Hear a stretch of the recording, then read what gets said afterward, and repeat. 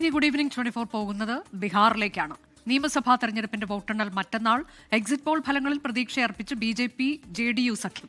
സ്ത്രീകളും യുവാക്കളും നിതീഷ് കുമാറിനെ തെരഞ്ഞെടുത്തു എന്നാണ് JDUയുടെ പ്രതികരണം.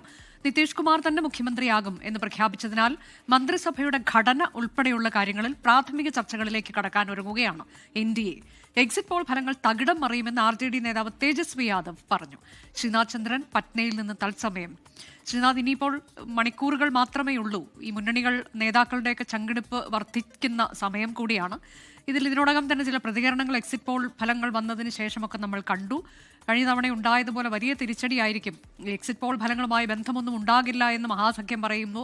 പക്ഷേ ഇത് JDUവിൻ്റെ കൂടി അംഗീകാരമാണ്. അവർക്ക് ലഭിക്കുന്ന വർദ്ധിച്ച അംഗീകാരത്തിൻ്റെ സാക്ഷ്യമാണ് ഇത് എക്സിറ്റ് പോൾ ഫലങ്ങളെന്ന് പറയുന്നു മറ്റൊരു ഭാഗം.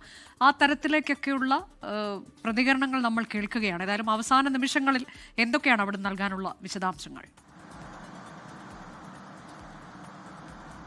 അനുജ, എക്സിറ്റ് പോൾ ഉണ്ടാക്കിയ ആവേശം NDA ക്യാമ്പിൽ വലിയ തോതിൽ ഉണ്ടായിരുന്നു. പക്ഷേ അതൊക്കെ മാറ്റി നിർത്തി ഇനി യഥാർത്ഥ എക്സാക്ട് പോളിനായുള്ള ചങ്കിടിപ്പിലേക്ക് മുന്നണികൾ മാറുന്ന സമയമാണ്. ഇനിയിപ്പോൾ നാളത്തെ ഒരു ദിവസത്തെ കാത്തിരിപ്പ് കൂടിയുള്ളൂ.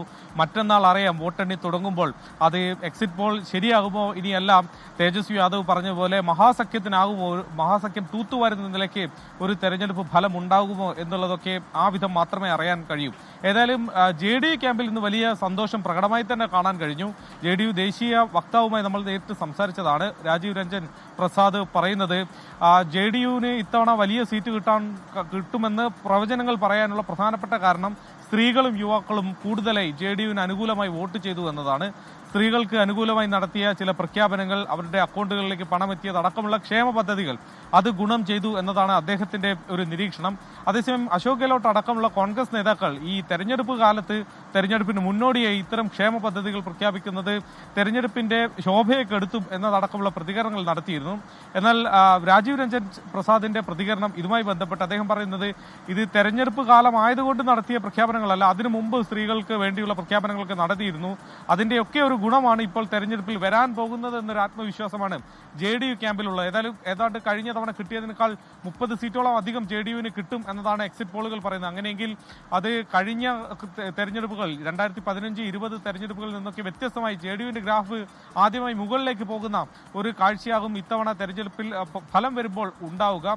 അതെന്തായാലും അതൊക്കെ കൃത്യമായി അറിയാൻ ഇനി യഥാർത്ഥ തെരഞ്ഞെടുപ്പ് ഫലത്തിനായുള്ള കാത്തിരിപ്പാണ്. മഹാസഖ്യം ഇപ്പോഴും പ്രതീക്ഷ കൈവിടുന്നില്ല. വോട്ടിംഗ് ശതമാനം ചരിത്രപരമായ വോട്ടിംഗ് രേഖപ്പെടുത്തിയതാണ്. 5%-ലധികം വോട്ടിംഗ് രേഖപ്പെടുത്തുമ്പോൾ പലപ്പോഴും സർക്കാർ ഭരണം മാറുന്ന കാഴ്ച ബീഹാറിൽ കണ്ടിട്ടുണ്ട്. അത് തന്നെ ഇത്തവണ സംഭവിക്കും എന്നതാണ് JDU ക്യാമ്പിലെ RJD ക്യാമ്പിലെ മഹാസഖ്യത്തിന്റെ പ്രതീക്ഷ.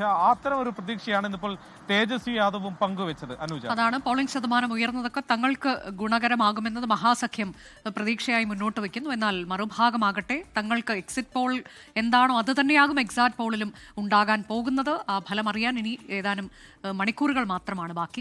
ലോകത്തെവിടെയായാലും ഏത് സമയത്തും 24 വാർത്തകളും ഓഗ്മെന്റഡ് റിയാലിറ്റി പാക്കേജുകളും എക്സ്പ്ലെയിനറുകളും വിശദമായി കാണാൻ ഞങ്ങളുടെ YouTube ചാനൽ നിങ്ങൾക്ക് സബ്സ്ക്രൈബ് ചെയ്യാം.